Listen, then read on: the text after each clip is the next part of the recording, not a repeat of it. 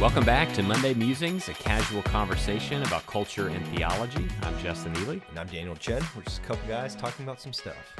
The stuff we have been talking about starting last week is a new series that we're in called Why Bother with Church? So we're excited about this. We are. I think this is, I think we said this last week. It's just super important because, and I put this on our Facebook thing last week, but people have so many different ideas about church that church has become so individualized in a lot of ways. Yeah. That church kind of has lost any meaning in our culture. Right. Because when you say church, what does that mean? Right. It's a unified idea. Yeah. But the funny thing is there is a unified idea in the scriptures. Right. And so that's here what we we're are talking about. Yeah. Trying to dig that up. So last week we talked about what is the church, talking about the universal church, all believers of all time. But then the local church and how the scriptures define that by looking through that passage in Acts chapter 2. Today we're going to be talking about what does the church do? Like what's the mission of the church? What's the church supposed to be about? But before we get there, we have to start, as always, with our life hack. So my life hack this week is, I didn't know if people knew this, but I thought it'd be important to let people know. If you are like me and you buy 90% of your stuff on Amazon, you can actually use what is called Amazon Smile. So it's just smile.amazon.com. Right. And you can associate your account with a nonprofit like Christ Fellowship Church. Preferably Christ Fellowship Church. Yes. Of North Atlanta Incorporated. Yes, it's all of that. So you have to look up Christ Fellowship Church of North Atlanta Incorporated. And that's important because there's another Christ Fellowship Church in our area code, right? Or our city. In Roswell, yeah, that's a whole nother story. But there are many Christ Fellowship churches in Georgia. Right. But all you have to know about that story is we're right and they're wrong. So there's a story behind it. You can ask us if you want. We'll tell you. But that's all you have to know. And if you're listening from that church, you heard what I said. But we love you. We're all on the same team. Yeah. No. It's probably worth saying after my harsh sounding comment. They're a gospel believing church that right. we consider brothers and sisters in Christ. I'm talking purely name. Right. We're just talking name here. Yeah. We're because we're authentic. We're just leaving this part in. You're getting the raw footage today. Of Christ Fellowship Church of North Atlanta All Incorporated. we're saying is that we had the name first. We did. Yeah. We did. That's all I'm saying. Yeah. Yeah. We love you as brothers and sisters in Christ. But we were had the name first. First, yeah. Which is a legal thing, right? Getting the name right in the city, but in the even same city, right? Even we had to when we registered, since there's like Christ Fellowship Church in Dawsonville and other stuff. We couldn't just be Christ Fellowship Church Incorporated. It was Christ Fellowship Church of North Atlanta Incorporated. Gotcha. But yeah, maybe that's a life hack in itself. Yeah, try and start a company. Yeah. Register with that Secretary of State's office. Yeah, if you're a nonprofit or a business owner. And you haven't registered with the Secretary of State by now, it's too late. You missed your deadline. So you should get on that. It's a $30 a year little registration fee. So a life hack from Justin. There's a life hack thrown in today. So, but yeah, use Amazon Smile. I think they give something like 1%, which is not very much. But, if you're spending $1,000 a year on Amazon, that's what, $10? Yeah. But then if 100 people are spending $1,000 a year, I mean, $1,000, you're helping an organization out. That's not... Like Christ Fellowship Church of North Atlanta Incorporated. Yeah, so type that in, smile.amazon.com, go find our thing, and then associate Christ your Fellowship Church of North Atlanta Incorporated. That would really Incorporated. help us out. I'm just going to keep repeating that throughout the podcast. Make sure people know it. So there's a life hack for the day. Normally, on the last Monday of the month, we do a wild card of the month. But we happen to take a week off this month. So the wild card is now being replaced with Restaurant of the Month. Which is the best kind of wild card anyway. Everyone loves the Restaurant of the Month segment. We get at least 150 emails every week that we do Restaurant of the Month. Sarcasm inserted. So what's your Restaurant of the Month? So mine, I love you're starting with mine because you're going to find out a little difference in personality with our restaurants today. Mine is a little local restaurant called Chili's. Ah, yes, that mom and pop shop in downtown Roswell. So here's why Chili's. Have you been to Chili's recently in the past 2 years, 2 or 3 years? I went about 2 or 3 years ago. It was really sticky on the ground to my table, so I haven't been back since. So I don't know if the stickiness on the table has changed, but they have really, really upped their game on their food. Really? It's really good now. And I remember when Meredith and I first got married 6.5 years ago, we met. So this might have been 5 years ago. We went a couple years into our marriage, and I remember being like, we can't ever come back here. This Chili's is terrible. Right. And then we went back, and then one of our listeners, our faithful listeners, Preston, told us to go back recently to Chili's. Wow. Because he said, if you download the app, you get free chips and salsa every time you order from the app, or a free entree or a free appetizer. They give you all sorts of free stuff all the time. That's pretty incredible. And so we were like, okay, we'll do it. So Meredith and I eat for like $17, like 2 full meals and an appetizer, $17. That's pretty amazing. And the food quality is really good. Okay. Is it still sticky? I don't know. We haven't been there. We've only ordered out through COVID. Okay. And so their ordering process is great. The food is always hot, and I get this chicken sandwich. I hate blue cheese, but it's called the Chicky Blue Blue. Chicky Blue Blue. And I get with no blue cheese, and it's this humongous piece of fried chicken. Yeah. With like lettuce and tomato and avocado and bacon, and it's one of the better chicken sandwiches I've ever had. Wow. Yeah, it's just really juicy fried piece of chicken. I think our pastor for corporate worship, Willie Paget, I think he likes Chili's too. I think he's a Chili's guy too. Yeah, it's really good. And the reason it's the restaurant of the month, besides the fact that I like it, is I think people should give it another try. If you haven't been there in like 3 years, I think you should try it out. Download the app, get free stuff, and try it out. Yeah. And since Tyler Linderman gets on to us about giving free press to people, Chili's, if you guys want to start making your Amazon orders from smile.amazon.com, Chili's, right, and use Christ Fellowship Church of North Atlanta. Well, if we promote someone, we have to demote someone. Oh, you're right. So I'm going to demote Applebee's. I also haven't been there in like 10 years, but... They feel like they're the competitors. Yeah. And they're terrible. Yeah, well, wait, that's still promoting Chili's. I got to demote something. You go, and I'll think about it. Yeah, okay. Yeah. So my restaurant of the month is, I don't know if it's Superica or Superica. So if you're a listener and you want to chime in on that, that'd be helpful. I think it's Superica, based on the fact that there's one R in it. I would say, how do you normally say it? Well, I've been saying Superica, but I've been challenging myself on this. So I've heard it as both, and this is Fort Fry, right? Right. So what I noticed with his other restaurant was what was it called before? Well, it was the El Felix at Avalon, and it wasn't El Felix. It the was El Felix, right? So which is a double V. So if you're if you think it's Superica, if that looks like what you're supposed to say, it's probably Superica. Oh, that's a good point. If you're following the Ford Fry trend, right? But yeah, it's a Ford Fry restaurant. There's one in Buckhead and also up in Alpharetta at Avalon, and it's like this Tex-Mex place. It's amazing. You showed it to me. Yeah, it's so good when it was El Felix. But apparently, what he does is he opens El Felix's, and when they become profitable or popular enough or something, he changes the name. It's the same thing. Oh, I didn't know that. Yeah, so. It was El Felix up until what, a year and a half ago? A year ago? Yeah. And then he changed it over? Because the one in Buckhead was the Superica, and then the one in Avalon was El Felix, and they're basically the same. And I heard there was some confusion. Right. But it's a very good, it will ruin your regular Mexican restaurant experience because it's just so much better. And you tell them what you get, because I feel like this is genius. Yeah, we get the...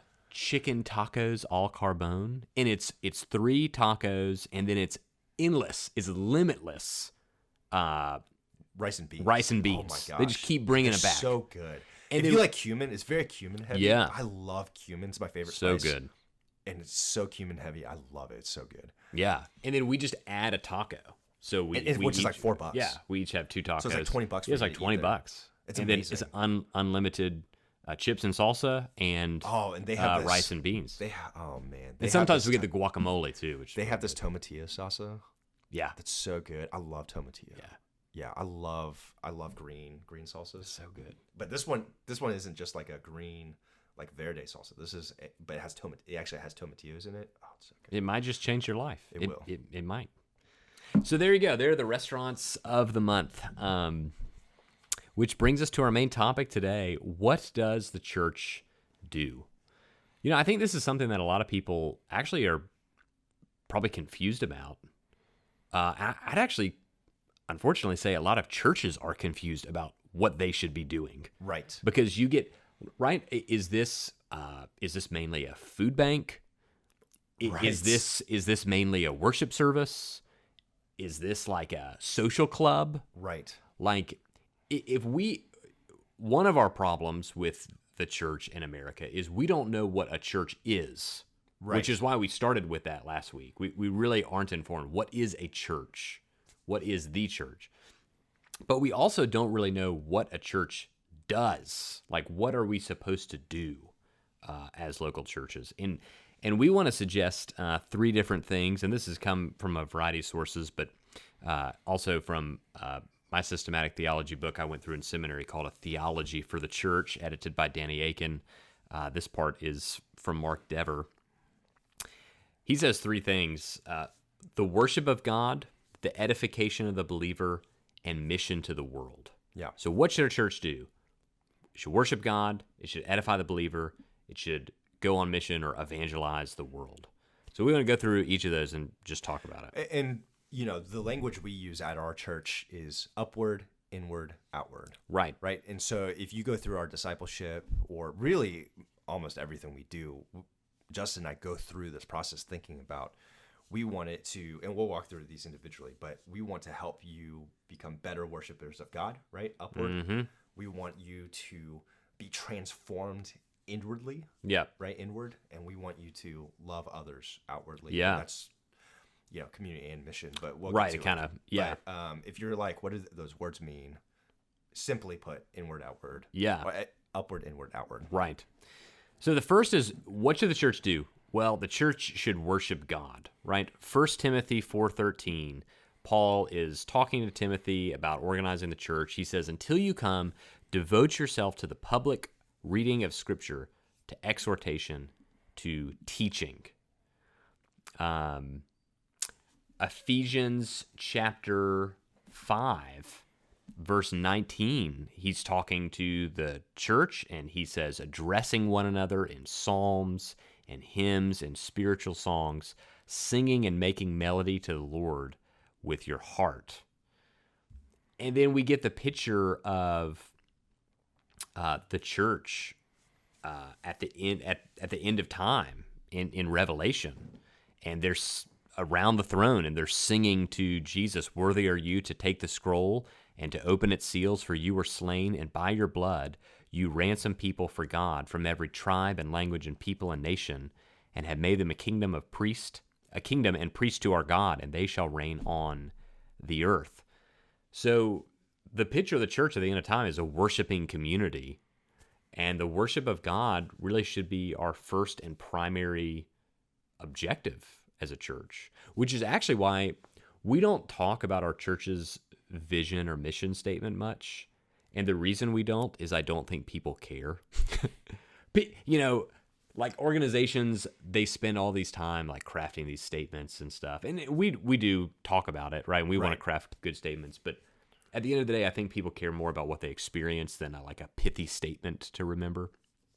But ours starts with, we exist to glorify God. That worship is where we start. That should be the primary beginning focus of what a church should do. So how does that first focus change everything about how a church should think about itself, what kind of actions it should engage in? Yeah, I think it changes everything. Yeah. Right? Because we all act out of a central something. Right? There's something that we talk about worldview and the way you see the world. Something determines that. Yeah. And for the church, if that's not the worship of God, the only other option is the worship of man to some extent. Right. Right? And I think as we talk about, and we'll talk about this more in the Worship Gathering podcast, but as you think about, you can see how churches do different things. And I feel like it's pretty easy to tell the ones that are focused on the worship of God or focused on I don't know if worship of man is the correct term, but the worship of man. But I would say it deeply affects how you think everything. The worship gathering is probably the thing that comes to mind first. Yeah. Right? And even asking the question, is the primary way we are structuring this worship service, is it for the worship of God, or is it for the enjoyment of people? Yeah. Right? That, once again, if you don't start with the glory of God, that changes your answer. Right. And I think it flows from that, right?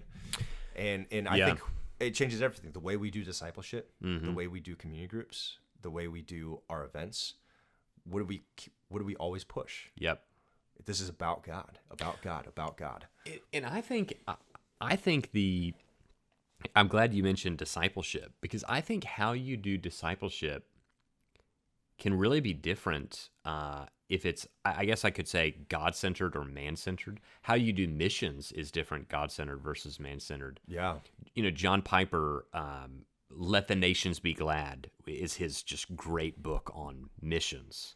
And his phrase, right? So maybe I'm wrong. Maybe phrases do matter, because I got a few John Piper ones that have stuck with me for years. So I would like to retract my statement from a few minutes ago. Phrases and statements do matter. But he says missions exist because worship does not. Yeah. And so his big push in that book is the whole point of foreign missions isn't just to do foreign missions, it's to spread the worship of God. What's the end goal thing, right? Right. That's Revelation 5. Goal? Is the end goal of, we've talked about this, becoming Christian to be saved? No, the end goal is the worship of God, which never ends. Right. Is the end goal of missions to share your faith?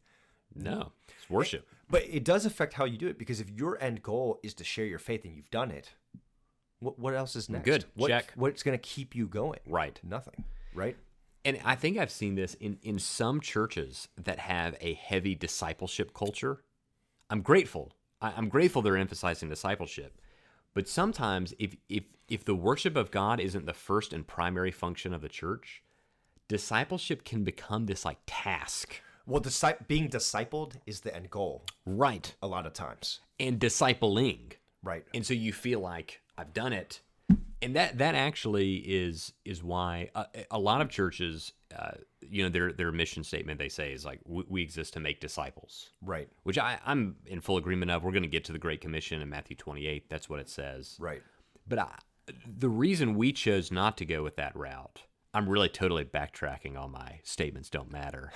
Because I think now you're discovering, you actually do spend hours thinking about statements.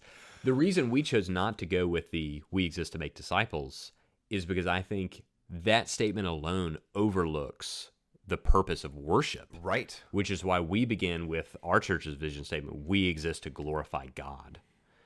In the way we fill out that statement by saying, through the gospel, in community, and on mission. We glorify God through the gospel, by proclaiming it, by having our hearts changed by the gospel. We glorify God in community by caring with one another, caring for one another, and we glorify God on mission as we share the gospel with others. But glory of God and worship of God is central, and it changes everything. It does. And now that you mentioned the discipleship thing, it's making me think, I've discipled a lot of guys in the past decade, and some of them deeply walk with God, and now some of them sadly don't. Right. But if discipleship is the end goal, technically I'm quote unquote. You're good. Yeah, I did it, and I would say I wouldn't celebrate the two things the same. Right. Right. I would celebrate one and not celebrate the other at all, because we always say, tasks are important, but tasks in themselves mean nothing without the value behind it, right? And so I always think if we have the best worship service, if we have the best, worship singing, if we have the best building, if we have the best programs, but people leave our church not knowing how to or worshiping God more, what good have we done? Right.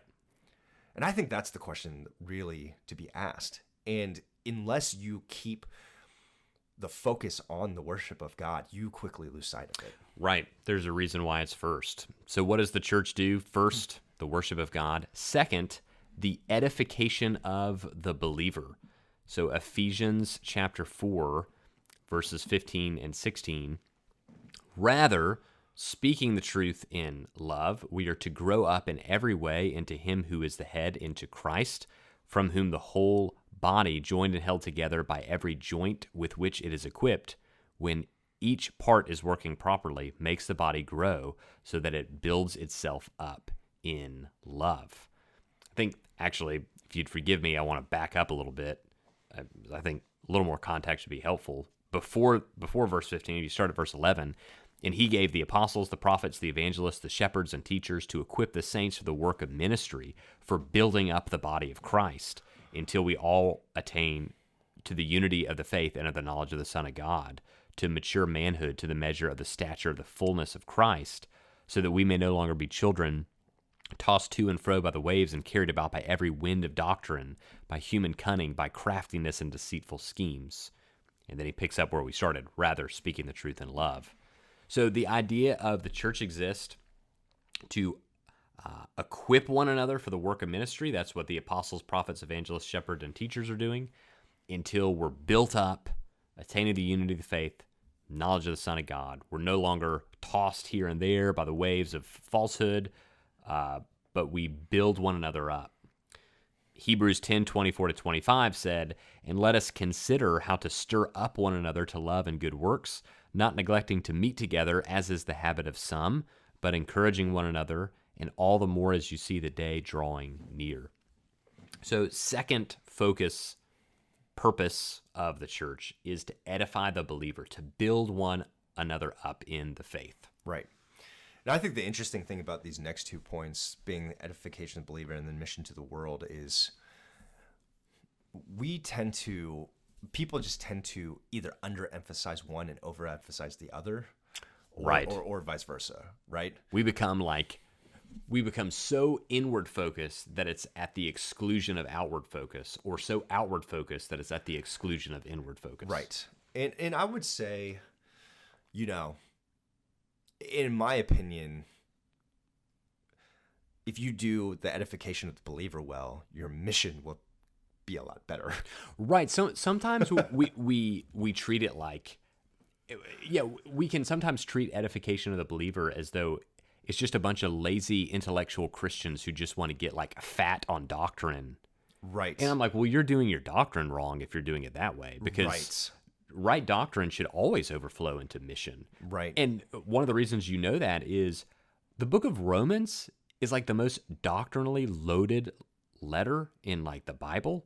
And it was a missionary support letter that Paul sent to the church in Rome. Right. I don't know the last time you've been on a mission trip and you sent a little letter to raise $50 from friends here and there, but I doubt it was like Romans. Right. So plus, if you're sending out letters to raise $50, you're thinking too small.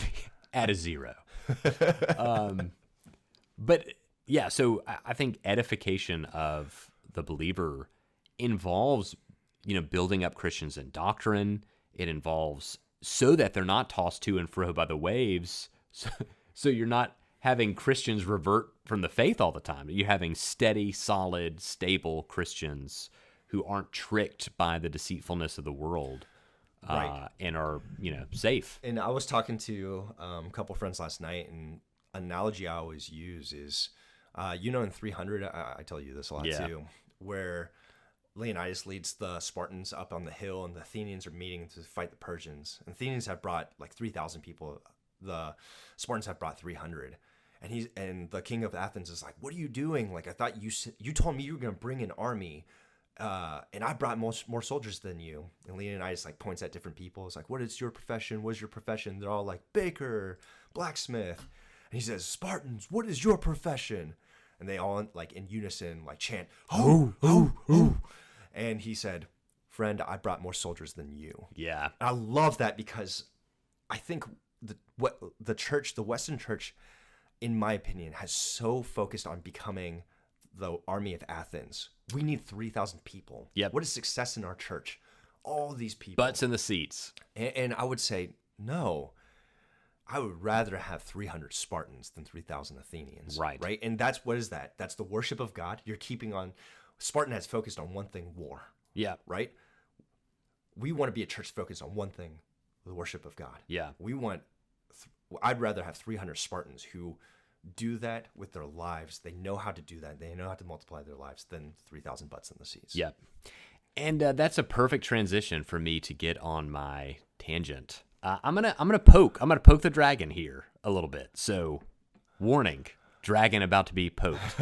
I'm gonna hit the seeker-sensitive church movement here for a second. And a lot of people in the seeker-sensitive church movement say things like this. Well, if you're a Christian, this church isn't for you. This church is for your non-Christian neighbor. I understand what you're. Let me give you the benefit of the doubt first, and then I'm going to slam you.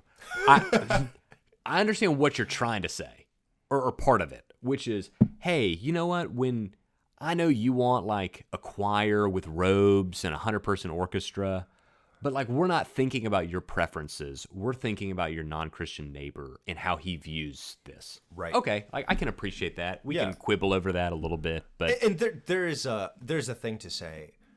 Like thinking about having non-Christians feel welcome in your church is a good question to ask. Right. Yeah. Sure. Yeah. And we do it all the time, right? Right. We're thinking, what does it feel like for that person to come in?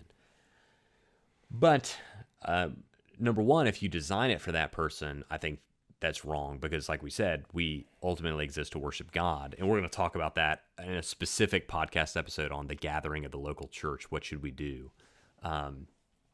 But I think the other thing is like, you don't get to decide as a local church what you're supposed to do. That's decided for you in the Bible. Right. And it says you are for the believer. You are to edify the believer. Well, not just that. We started last week saying, what is the church? And what was the first thing we said? Believers. A collection of believers. Right. So you don't get to, if you want to be a Christian conference, knock yourself out. Go define yourself and what you want to be. If you want to be a local church, you don't get to define what you're supposed to be outside of what the scriptures say that you are. Right. The scriptures say that you're a gathering of baptized believers, right? And so you exist to reach the world. Yes, you want to be thinking about that non-Christian that lives next to you, but you also exist to edify the believers, which means if you should be giving meat to the members of your church. Your church members should not only be growing in practical love for other people, right? The husbands at our churches should be becoming practically better husbands. The wives should be becoming practically better wives. But we should also be growing in doctrine and knowledge of God and our view of God and regard for his holiness. We should be edifying one another in that way and stirring one another up to love and to good deeds of God and of people. And if the church is not doing that, you're failing at a core component of what you're supposed to be doing, what your mission is. And I think too, and don't get me wrong, we're about to hit mission, and there's no one who is more passionate about mission than I can't say that. There are many people more passionate about mission than me, but you're pretty passionate about it. But I'm pretty passionate. You're about up mission, there, right? But what I want to say is the church should be a reflection of heaven in some ways, right? That's what God's kingdom on earth looks like. Yeah. The church is kind of the starting point of that. And what you have to think about is there's no one who hates God that's going to be in heaven worshiping God. That's good. Right? And I don't mean that in a mean way where I'm like, yeah, get out of here, you stupid people who don't who hate God. No, I'm like, no, like there's a mission part where we say, no, like we want you to know this God so you can be loved by him and you worship him and you love him. But if you think about that, heaven's not going to be a place that we're trying to get non-Christians in. Heaven's a place with believers worshiping God. Yeah. And shouldn't that be the place we start? You're inviting people into something. Yes. Yeah. Yes, exactly. That's a better way of what I'm saying. Yeah. I'm not trying to, my statement's not, like my meaning isn't excluding people at all. Sure. But just a reality of what it is, right? And I think as I've wrestled with this, having gone to many different types of churches, I think that's something that's just important to think about, that it is believers. Yeah. A church is believers. Right. In many ways, I'm all for the phrase "belong before you believe," and in many ways, I'm against it.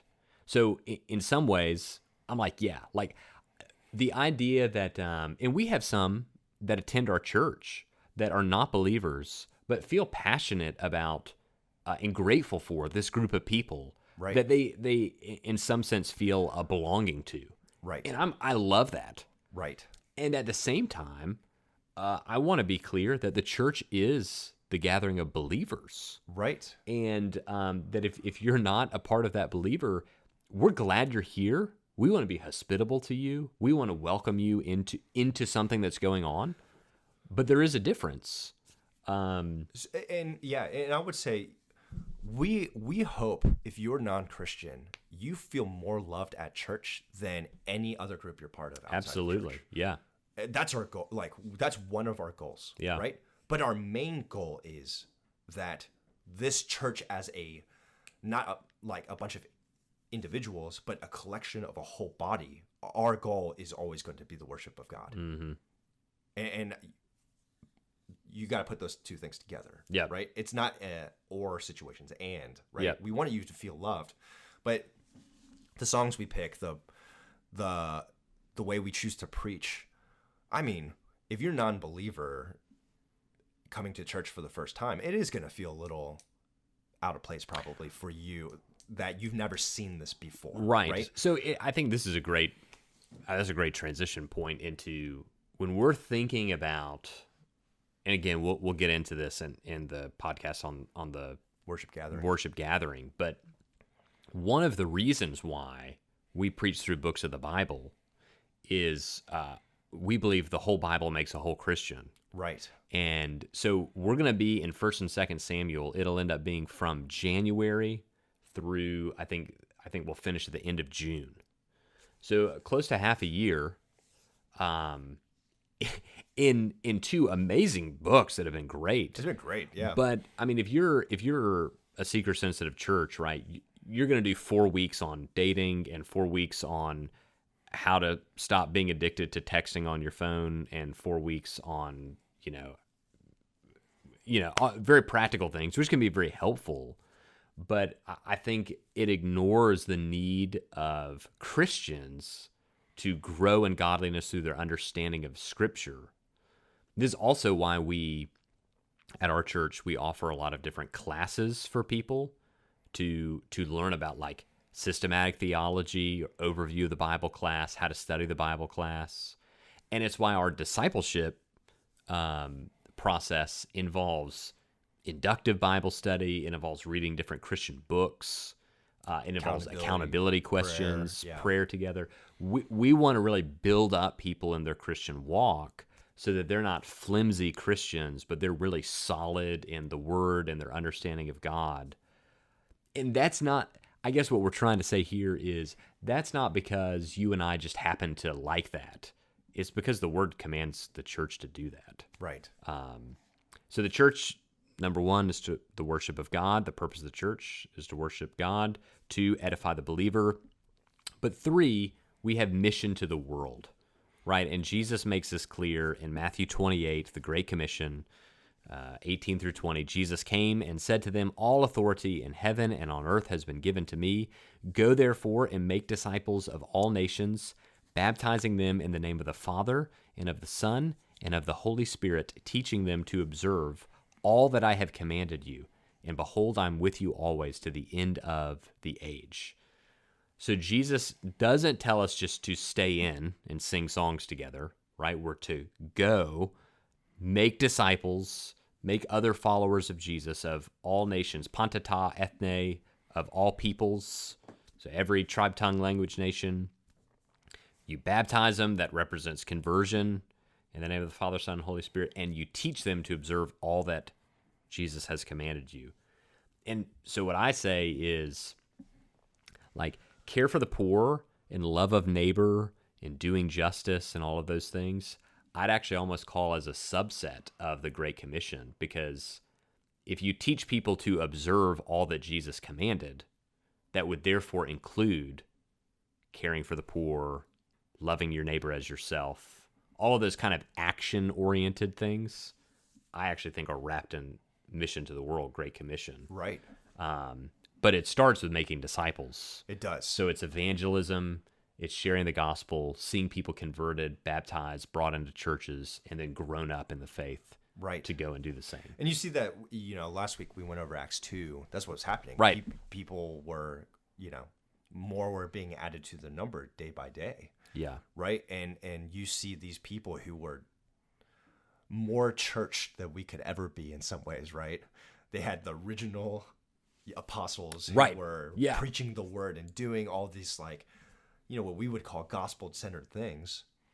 And there wasn't any seeker movement, in a sense, in the early church, and people were being added to the number day by day because they were, we kind of separate the edification believer and the mission to the world as two different things a lot of times, but they're wrapped. If you're doing this edification correctly, mission should be in the natural outflow, like you said. Absolutely. And I mean, one of the greatest ways to grow in your own faith is to give it away. Yeah. So you will be most edified when you are most active on mission. Right. And I think this is the good pushback of. So I think the seeker sensitive model has wrongly told believers, basically, we think you should feel like a fish out of water when the church gathers. Right. And your non-Christian neighbor should feel like a fish in water, like he belongs. I think that's totally Right. At the same time, I think a lot of churches really have not considered how their gatherings affect non-Christians, or even how they're teaching their members to engage with their non-Christian neighbors and coworkers. And right. So I think sometimes churches have fallen into preference mode. It's not about the gospel. It's not really about edifying believer. It's about like cultural and stylistic preference of what the church does and what they're involved with. And they forget, man, this isn't a country club. It's a rescue mission. Right. And so we need to be going. Right. And I think if we slip into country club mentality, which I think can happen, I think we lose the like urgency of mission and eternity and the need to go out. And I think it's interesting your point on the seeker church is that, it's like the church is supposed to, as I said, look like heaven, be a picture of God's kingdom. Yeah. Right. But what seeker churches have said is church is a place where it looks like the world, just with less cussing and sex. Right. And I'm like, what? It's like, I don't want church to look like the world. Just I a want little the world better. to look like God's kingdom. Yeah. That's what mission really is. Yeah. And I think when you say they've reversed it, they've said, let's make church look like the world. And I'm saying, let's make the world look like God's kingdom. Yeah, that's good. And I think even that starting place of mission will really change the way you look at it. And I think the other part too is, like, we talk about organic versus institution a lot. Mm-hmm. And I think the seeker movement puts too much emphasis that mission is on the institution in some ways. Well, sure. Just invite your friends. We'll do the rest. Yep. I'm saying, no, we're going to train you to be actual Christians, to love your neighbor. Yes. And together, as the body collectively, if we're all doing that, that's really going to reflect, once again, the glory of God and his kingdom. Right. But I don't feel any pressure in some senses as the institution that I have to do anything to convince anyone that they're a Christian or to become a Christian. I'm just concerned that we're training our members well enough to actually engage with the Lord and to engage with each other. Right. Yeah, we would say, and again, we'll get to this. Sorry for all the teases for this future episode, but our like worship gatherings are primarily aimed at God. Yes. Secondarily aimed at the believer, and tertiarily, yeah, aimed at the non-Christian. And we do address non-Christians a lot in our Absolutely. sermons, and and once again, I think sometimes people hear, "Oh, because you do this way, you must not care about non-believers." Right. I'm like, I think I care about non-believers more than you do. We should be broken for and want non-believers to know the God of the universe. Absolutely. And so we do care, and our worship service does reflect that. Right. But it reflects it as secondary to God Himself. Right. And the believer and the edification of the believer. And when you're saying mission, what are you? It's like, what are you doing mission to? Is it for them to just come to church? Right. Because once again, if they feel comfortable in church but don't know who God is, what good have you done? Right. Right. I think that's a question you have to ask. And I think something that we've done kind of wrong in the American church is we've assumed that mission means inviting someone to church. Right. And I'm like, don't be so lazy. I'm like, yes, I hope it includes that at some point in time in the process. Right. But I hope you're sharing the gospel, you're sharing your testimony, you're inviting your neighbor to do a Bible study in your front yard or at your dinner table. Right. It involves us going. Because remember, the church isn't just Sunday morning gathering. Right. That you need to be the church on Monday and Tuesday and Wednesday. How do you do that? You and a couple people from church can get together and invite your neighbors over. And I mean, this is why if you go to CFC, I'm going to push you to move into neighborhoods with each other for this reason. Right.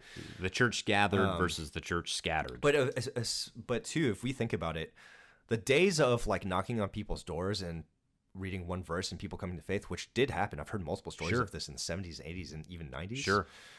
Those days are, for the most part, over. The momentum for the church is low right now. Yeah. And that's okay. God's still sovereign. He's in charge. But Yep. what that means is our strategy for reaching people has got to change. Yep.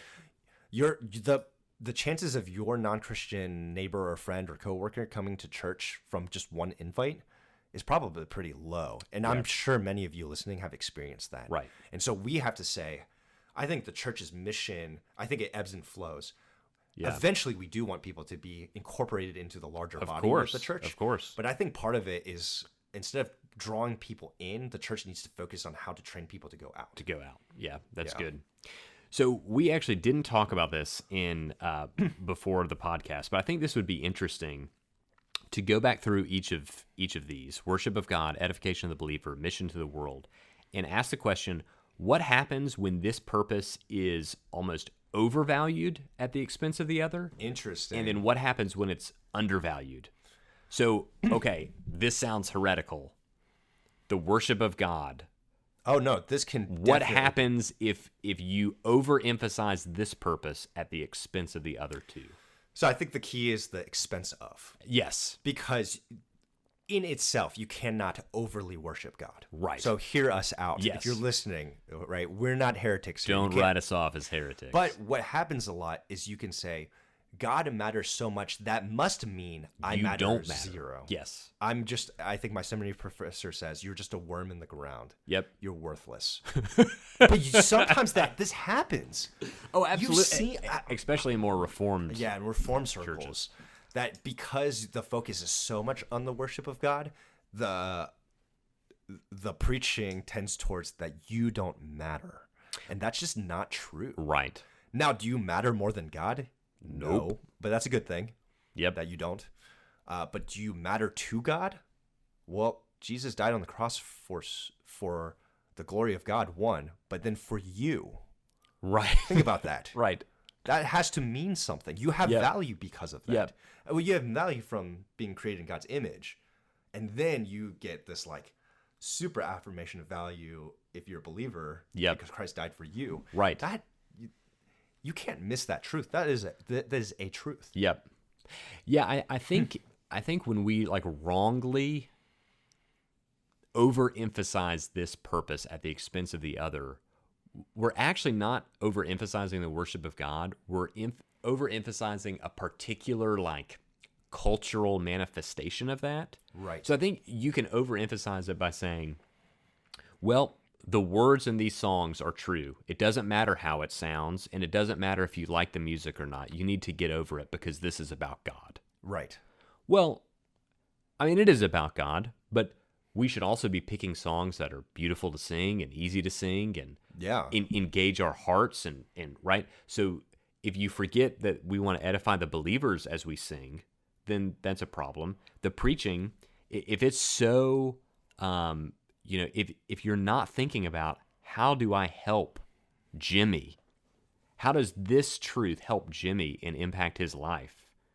If we're like, well, it doesn't matter because the sermon's for God, right? I'd say you've incorrectly, you're calling it Applied worship. that. It's not really. You've incorrectly applied that principle. Yep. Yeah, I would agree with that. Okay, so what happens if we underemphasize worship of God and overemphasize the others? Yeah, I mean, I think we talked about it. You start to worship man. Yeah. In some way, right? You're- Many ways you can worship man, but you... The wrong person on the front side doesn't care about how people experience worship as long as the truths are emphasized. On this side, it's all we care about is what people want.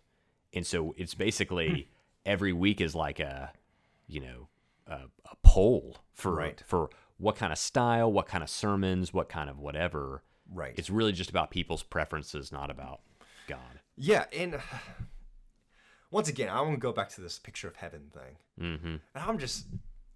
And you preached about this yesterday, and I thought it was amazing. With David dancing in the street, he wasn't stoically standing there in the street because the ark of the Lord was coming back. Right.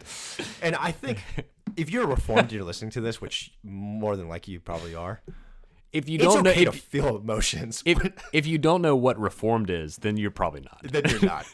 But you're probably... You can Google it. You're probably raising your hand in worship. Already, Right, so. right. What I'm saying is, if you feel emotions in worship, that's good.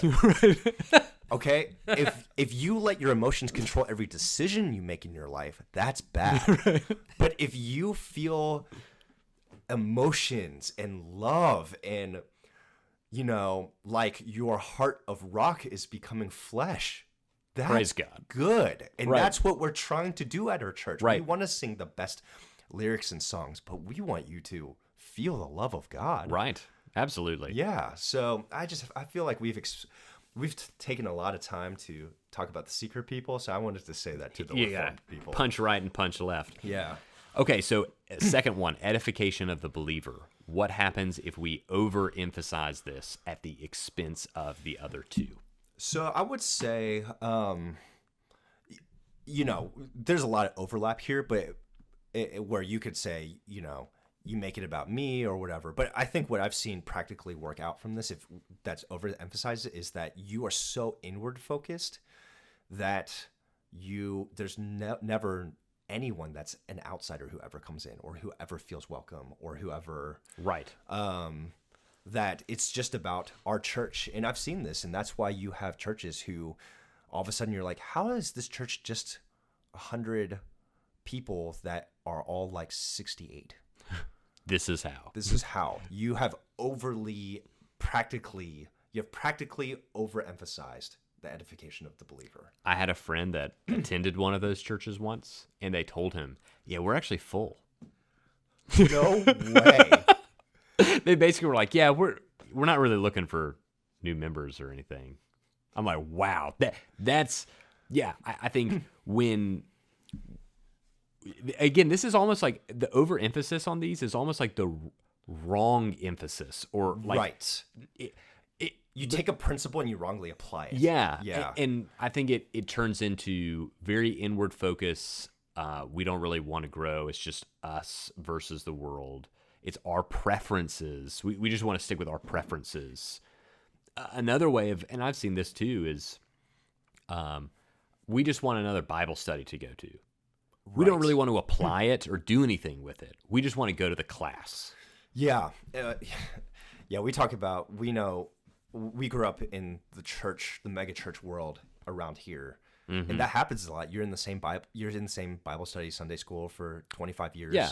I think there's some praise God moments in that where you've built friendships and love for one another. I think that's to be celebrated. That's great. But then also no one has joined your class in 25 years, and that's what church is to you, is just these like 20 people. Right. Yeah. So what happens, I think we've kind of already touched on this, when edification of the believer is underapplied, I think you just get church isn't for you. It's for your non-Christian neighbor. Well, I think mainly I've heard this a lot. Oh, why did you leave that church? I just wasn't growing there. Right. And people can mean different things by that, but you should always be growing in your church in the sense that, Tim Keller says the gospel isn't the ABCs of the Christian walk. It's the A through Z. It's everything. Right. But meaning that as long as your church is always teaching and preaching the gospel, you should always be growing. Absolutely. Right? Right. And what that tells me, if you're not growing, means that they have focused on something that's not the gospel as the primary thing. Yeah. And what happens, when I say edification of the believer, I don't mean that you're just generally encouraged. I mean that the gospel is just... It's landing on you. It's landing on you and changing the way you live and see your life and see yourself. Yeah. And if you underemphasize that, you have people who leave churches because...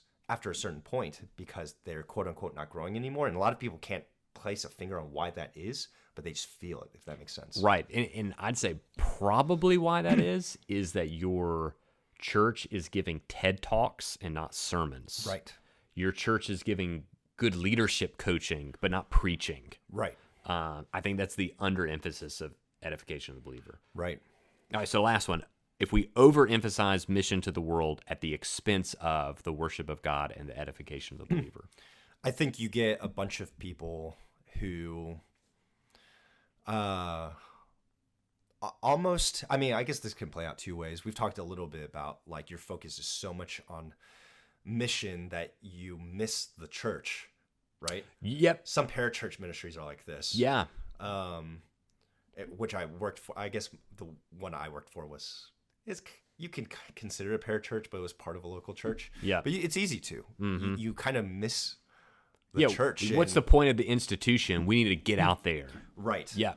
Or you've just overemphasized people outside the church and you've forgotten about the people who need to be shepherded and loved. I mean, I think about our primary job as pastors, I would say, is to shepherd and train and teach Right.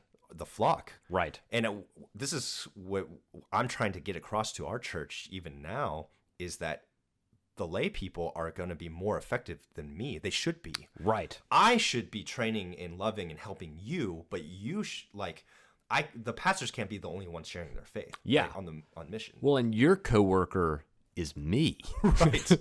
And If my I'm- coworker is you. And if we're trying to evangelize each other, There's a big problem going on. Yeah, I think, if you overemphasize this, I think you can, really, you can almost like begin to design the church based on like the demographic needs of your community and like what people like want out there and like what you think would attract people to the church. right. And then you can kind of easily ignore like scriptural commands for like what the church is Right. and what the church is supposed to do. So like what the church is supposed to do, when we said edify the believer, we said worship of God. We talked about 1 Timothy 4:13, the public reading of scripture. Well, if you're overemphasizing mission to the world at the expense of those two, you might say, well, you know what? I mean, that feels kind of archaic to non-Christians. Right. Reading the Bible just feels kind of... So let's just not do that because we want to reach these people. Right. I say that's a wrong application. Right. That's an overreach of mission to the world. Right.